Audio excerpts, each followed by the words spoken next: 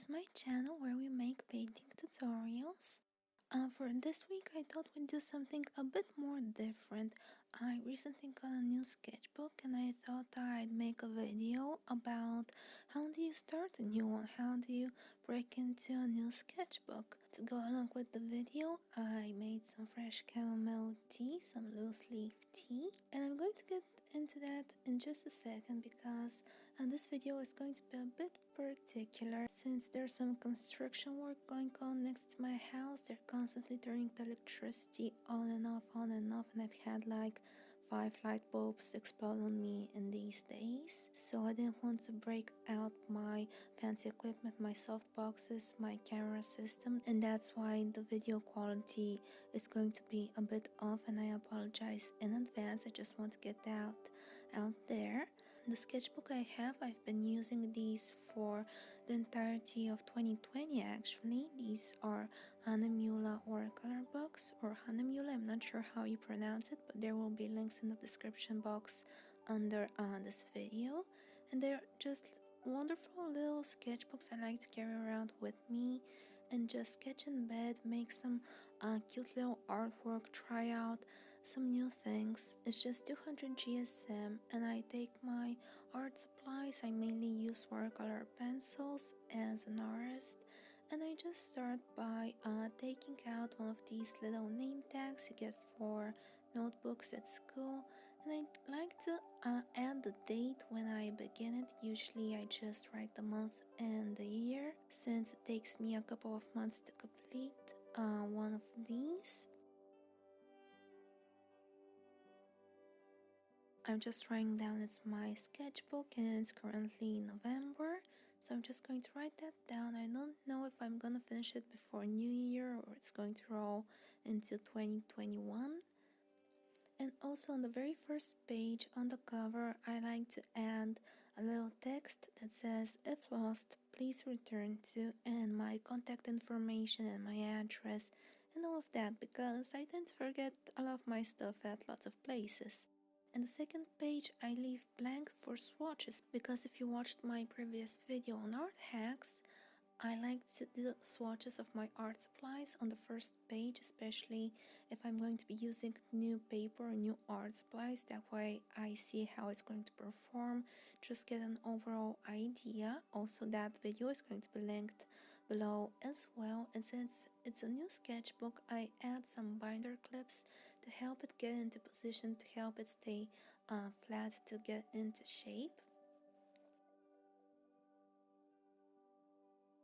I was cleaning out my art space and I found this washi tape I thought I would use for today, and that brings me into a little tip that while waiting for my sketchbook to arrive, a little thing I like to do is I like to go to royalty-free websites like Unsplash, Pexels, Pixabay, not sponsored, not affiliated, but they have wonderful free, royalty-free pictures I like to use as a reference or as inspiration.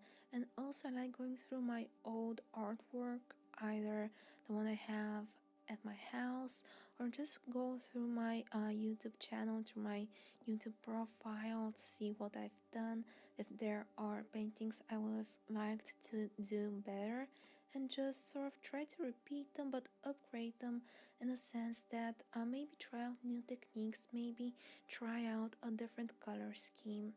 And when breaking into a new sketchbook, I find it very useful to start with small spaces. This one here is actually A6, it's very tiny, and I find it very helpful because it's not as intimidating as, I don't know, maybe an A4 sketchbook. It's smaller, it's easier to carry, you won't be making masterpieces in it, and also it's cheaper. So if you're afraid of ruining your good paper, of ruining expensive paper, it's more calming in that sense. It's less intimidating.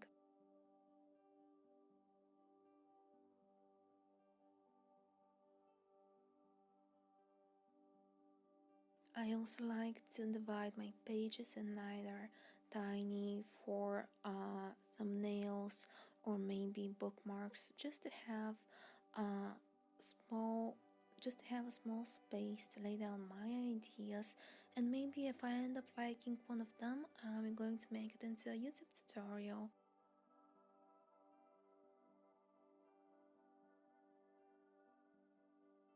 Here you can get a little glimpse at my art space. That's just my bedroom. I have this foldable desk I showed in the art hacks video.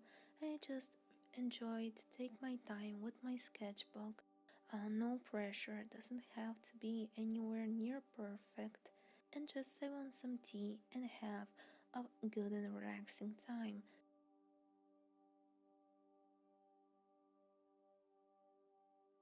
Again, excuse the video quality and the freeze weather. Also, I have my heating system off because I don't want that to accidentally burn on me or something due to the construction work. And here I'm just making these simple little sketches. I'm using as a reference some of my older artwork. I don't know if you recognize these, but I've done them in a previous sketchbook in a different color scheme. And the one on the right actually is my most popular video on my channel. You can go and check that out. And I just added a bit of this grassy area on the bottom, and this, I don't know, bush or maybe a tree coming on from the top right corner. And I really enjoy using a white marker and adding some highlights to my artwork. It just gives a very different look and makes certain subjects pop out very more. It's something I've recently started to do, and I enjoy it very much with my paintings. It just gives even a bit of a texture, if you will.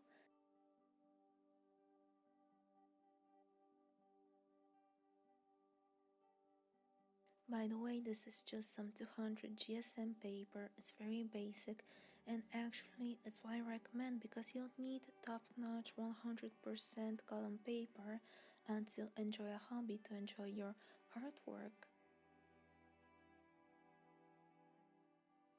Even lots of people find it, like I said, intimidating to start on such expensive paper or a bigger size, because if you mess it up then you can't really do much. But since this is a small sketchbook, you don't really need to worry that much about it. It takes the pressure off, and if you end up messing up something, you won't really regret it as much because you can always just literally turn the next page.